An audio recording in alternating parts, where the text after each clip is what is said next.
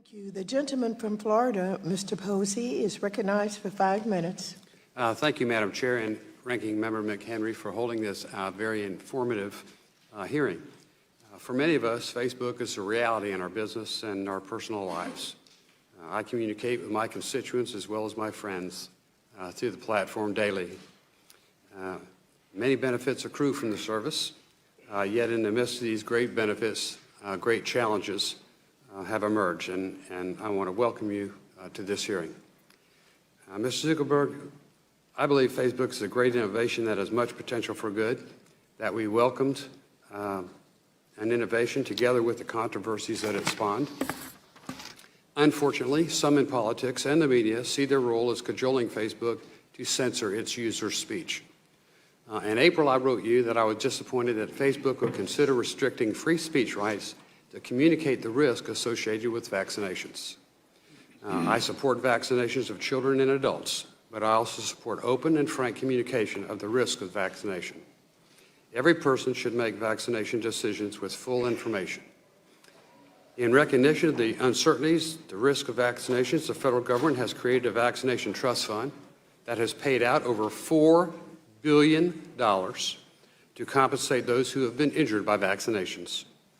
There is no more clear or persuasive statement that the risk associated with vaccinations than the existence and the payment record of that fund. From time to time, medical research has established case and context of specific risks associated with vaccinations. I wrote to you when another member of the House made claims that the risk of vaccination should not exist and that Facebook should police communications related to the vaccination risk. Today you testified you believe in giving people a voice, and Mr. Zuckerberg, is Facebook able to assure us that it will support users' fair and open discussions and communications related to the risk as well as the benefits of vaccinations? Congressman, thanks for the question. We do care deeply about giving people a voice and freedom of expression. Those are some of the founding values of the company. At the same time, we also hear consistently from our community that people want us to stop the spread of misinformation.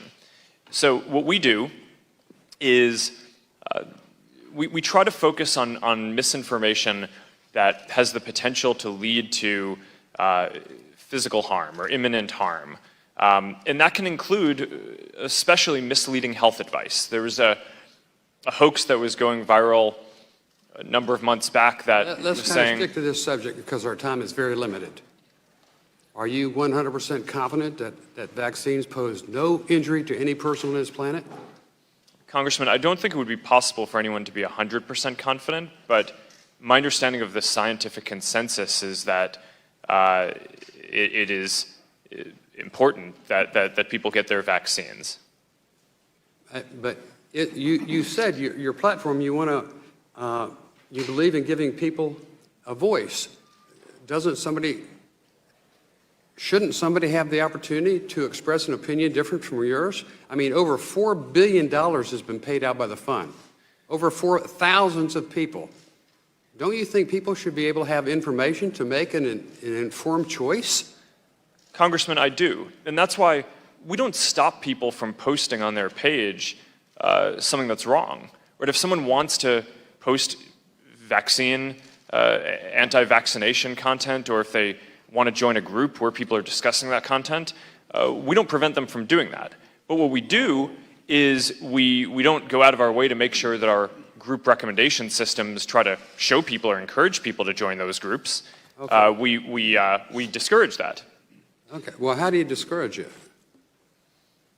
Well, there are a number of different tactics. For example, if someone is typing in into the search results, into the search box, something that might lead to anti-vax content. We don't recommend anti-vax searches to them. If you type in the name of a group exactly, you can get the group. We're not going to hide it. We're not going to prevent you from joining it. But we're not going to recommend or go out of our way to show people content that would encourage people to join those groups. But well, people can share that content if they want. Many of the people harmed by this policy are in fact parents with disabled children, and I don't think we or you should be so quick to turn our backs on them. If you look at the statistics, I think you're making a bad mistake. Time has expired. I yield back. Thank you.